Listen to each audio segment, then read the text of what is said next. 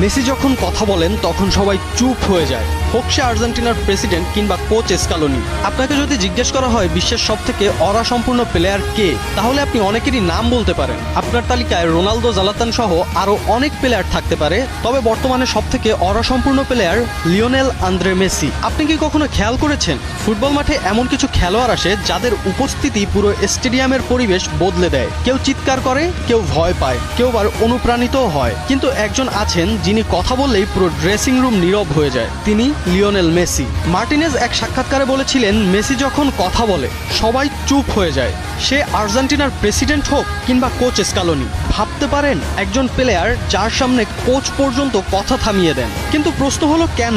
এটা কি শুধু তার 8টি ব্যালন ডি'অরের জন্য, নাকি বিশ্বকাপ জয়ের জন্য? না, মেসির ওরা তৈরি হয়েছে অন্যভাবে। 2022 বিশ্বকাপের সেই রাত মনে আছে? ফাইনালের আগের ড্রেসিং রুমে কেউ চিৎকার করেননি, কেউ বড় বড় কথা বলেননি, শুধু মেসি শান্ত গলায় বলেছিলেন, আজ আমরা ইতিহাস লিখতে নামছি। আর সেই একটা কথাই যেন পুরো দলকে বদলে দিয়েছিল। আর তারপর যা হয়েছিল তার সবারই জানা আছে। ডিপল, ডিমারিয়া, এমিলিয়ানো মার্টিনেজ সহ সব সতীর্থদের চোখে মেসি শুধু অধিনায়ক না, তিনি একটা অনুভূতি। ওতামেন্ডির শরীরে মেসির ট্যাটু।